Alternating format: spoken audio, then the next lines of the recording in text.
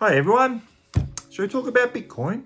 Because I don't know if you've heard or not, but it recently broke into all-time new highs. It's a funny thing that I've discovered watching the Bitcoin and crypto markets in general, and that is that they're quite noisy markets. Now let me explain what that means. 2025 has seen very recently, for instance, the Australian stock market breaking out into all-time highs. The US indices, your NASDAQ, S&P and Dow at various times of the year breaking out higher themselves, plus also some of the most important commodity markets, things like copper, gold, silver, either in all-time highs or significantly breaking out of very long ranges to the upside. But as I said, it's Bitcoin and cryptos in general that seem to take up the most coverage and media space whenever it breaks out.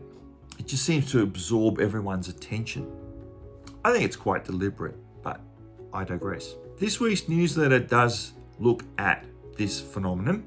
It does acknowledge that Bitcoin has indeed broken into all-time highs, but I also detail that underneath Bitcoin there is a significant Achilles heel. Now, you could also apply this same Achilles heel to the murky world of private credit and equity.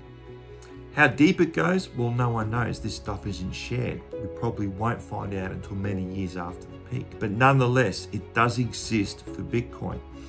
And I feel that it's very important that you understand what that may be and the ramifications for it, which incidentally is what I write in this week's newsletter.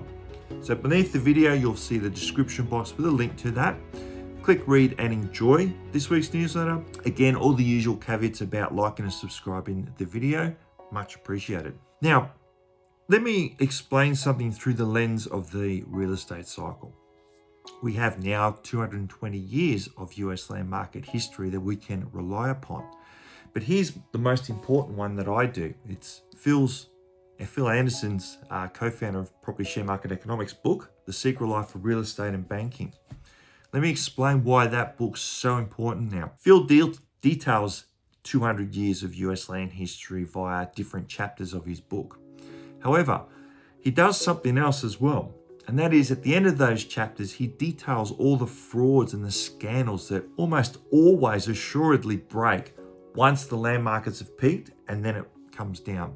It's almost like the tide going out and you get the opportunity to see who's been swimming with no trunks on. Now, it brings me to this particular gentleman. That's right, he's our current US president. And what I find fascinating about him is he's not even bothered to be waiting for the land markets to peak. Oh no, Trump's out there today showing everyone just how his scandals are going to break a few years from now.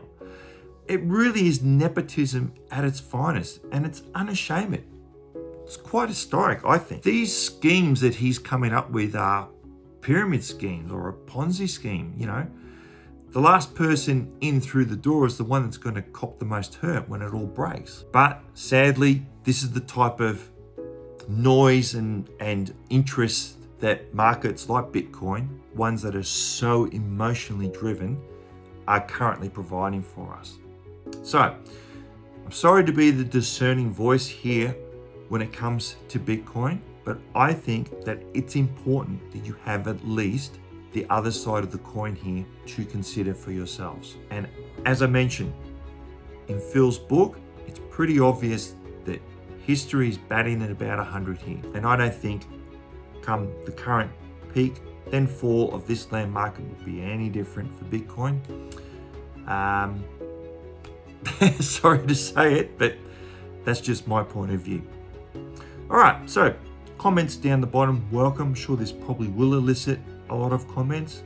I'll be fascinated to see just where people's minds sit on this issue, and I will see you all here next week.